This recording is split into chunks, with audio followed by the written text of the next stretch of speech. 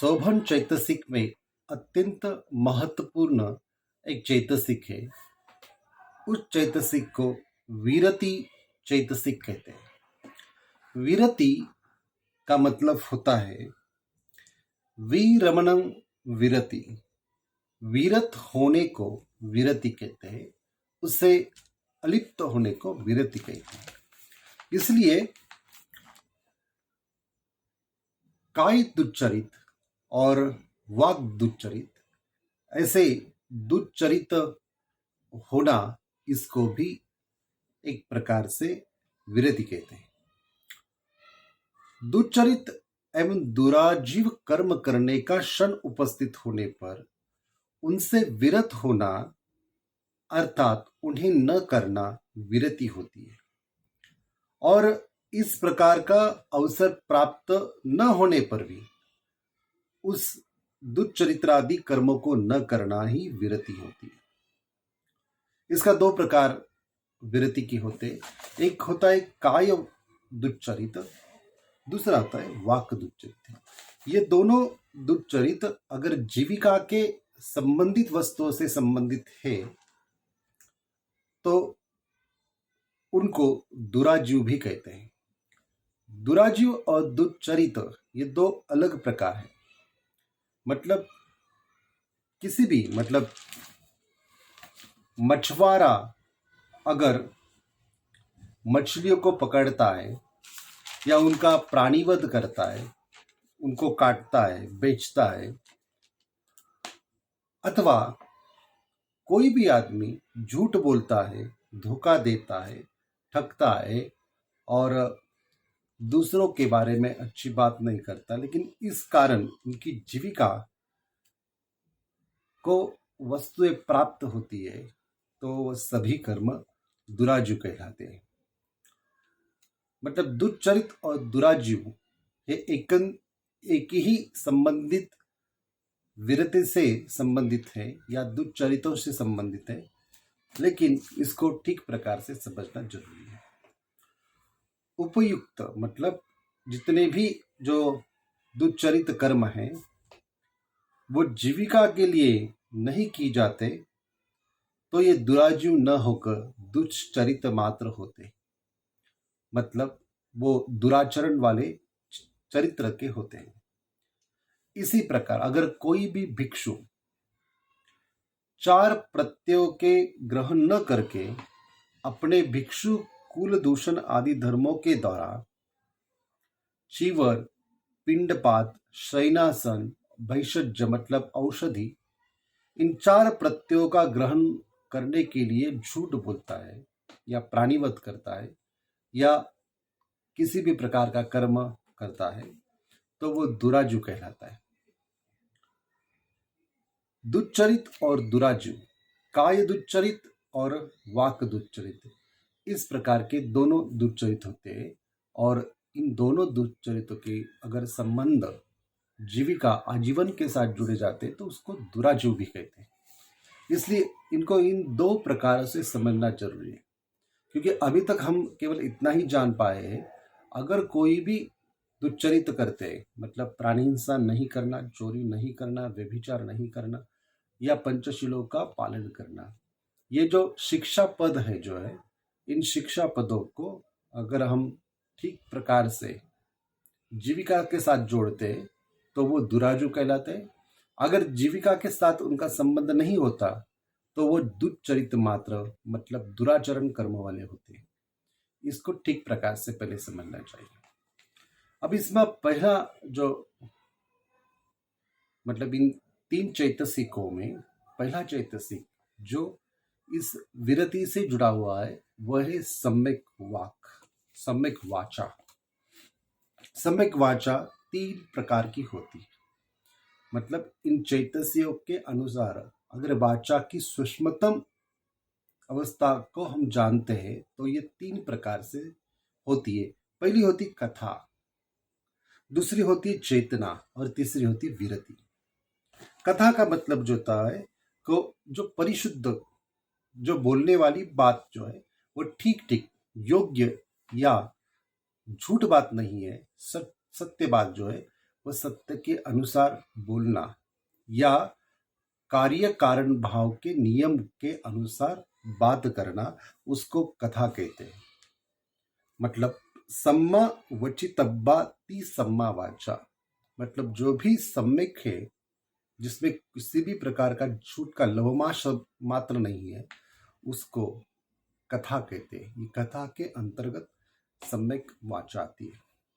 दूसरी सम्यक वाचा जो कहते हैं वो चेतना के अंतर्गत आती है। मतलब जितनी भी कथा, ये जो सम्यक वाक है, कथा नामक वाणी में समुत्थापिका, वोठप्पन, अभिज्ञा, महाकुशल अथवा महाक्रिया से संपृक्त चेतना की सम्यक चेतना नामक सम्यक वाक कहलाती है।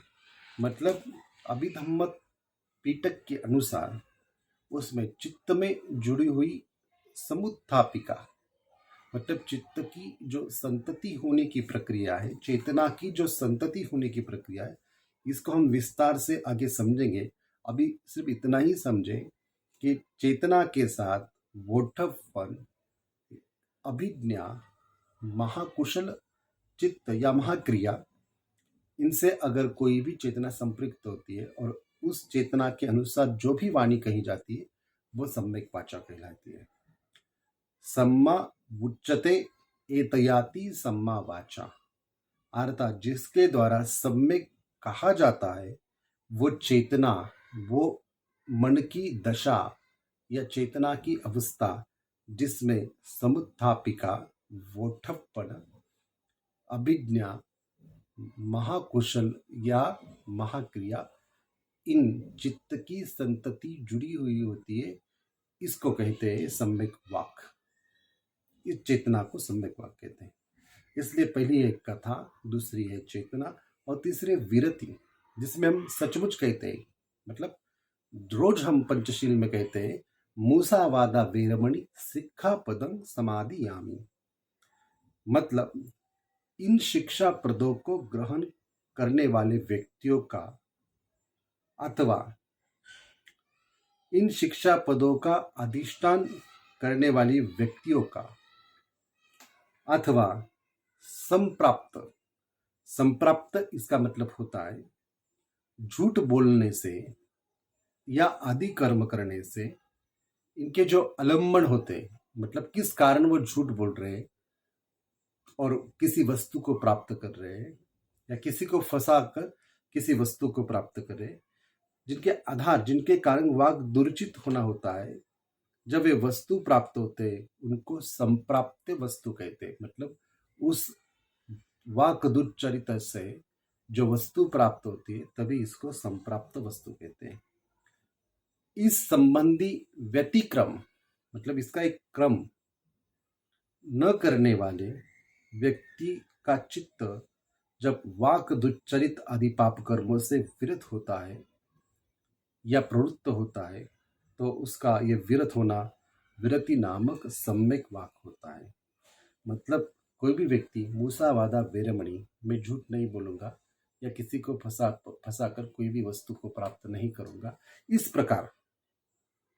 इस प्रकार मन की दशा या कोई भी व्यक्ति अधिष्ठान लेता है कि मैं झूठ नहीं बोलूंगा और अच्छा कर्म करूंगा, अच्छा कर्म के साथ अच्छा कर्म बना रहता है। लेकिन कोई भी व्यक्ति इस प्रकार का दुच्चरित करता है या वाक दुच्चरित करता है तो उसको जो वस्तु प्राप्त होती है और उन वस्तु प्राप्त न होने की प्रक्रिया में उसका चित्त बना रहता है। मतलब एक प्रकार की विरति, जब जब मन में इस प्रकार का भाव उत्पन्न होता है कि कोई भी चीज प्राप्त करने के लिए झूठ बोलना, तभी वो चीज नहीं प्राप्त करती, क्योंकि उसका संकल्प झूठ नहीं बोलना इस प्रकार के शिक्षा पदों से क्या होता है। इसी कारण जब जब ऐसी परिस्थिति निर्मित होती है तब उससे विरत होना विरति नामक सम्यक वाक्य है। तभी तब वो याद आता है और हम उससे नहीं करते, उससे विरति देते हैं, अलिप्त हो जाते हैं, तो वो सम्यक वाक्य है। जिन वाक दुच्चरितों का संबंध व्यक्ति के जीविका के साथ होता है उनसे विरति सम्यक आजीविका के अंतर्गत आती है। मतलब जिनका संबंध भी अगर झूठ बोलने से या उसी प्रकार की बात करने से उनकी जीविका भर जाती है और उससे अगर विरति प्राप्त करे तो ये कर्म सम्यक आजीविका के अंतर्गत आता है।